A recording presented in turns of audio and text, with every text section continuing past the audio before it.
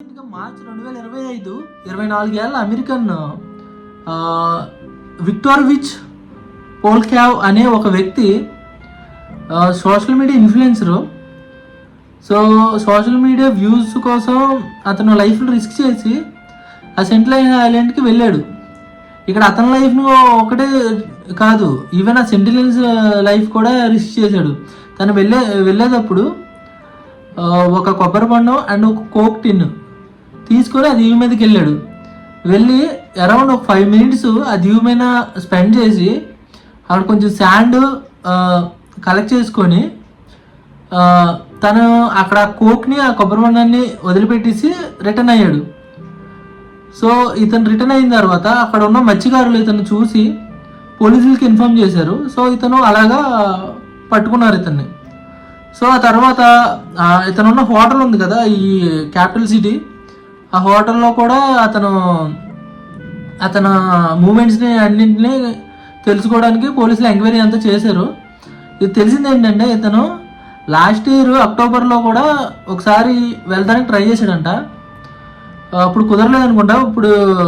ఇప్పుడు అది సక్సెస్ఫుల్గా కంప్లీట్ చేశాడు. అది చాలా పెద్ద నేరం యాక్చువల్గా. సో వాళ్ళని కనుక కలిస్తే సో ఇది మన ఇండియన్ చట్టం ప్రకారం ఆ పర్సన్కి ఒక 8 years శిక్ష పడే అవకాశం ఉంది.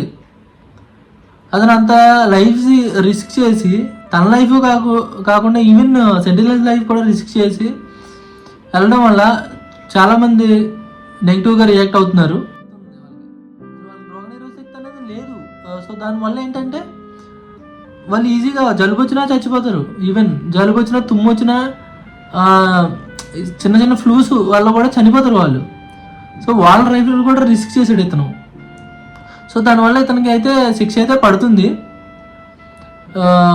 అండ్ ఈవెన్ వాళ్ళ గురించి చెప్పాలంటే ఇప్పుడు మనతో కంపేర్ చేస్తే ఇప్పుడు వాళ్ళు ఒక కొన్ని వేల సంవత్సరాల క్రితం ఈ ఐలాండ్ మీదకి వచ్చారు. సో బయట ప్రపంచం అంతా చాలా ఎవల్యూట్ అయింది, చాలా రోగాలు వచ్చాయి. దానికి మనం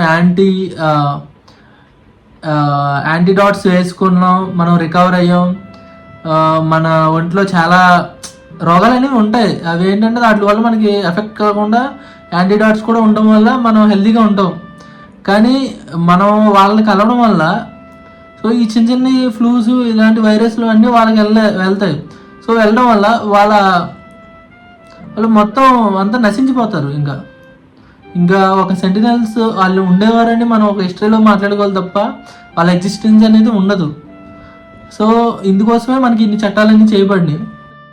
వీడియో అయితే నచ్చింది అనుకుంటున్నాను. నచ్చితే ఛానల్ని సబ్స్క్రైబ్ చేసి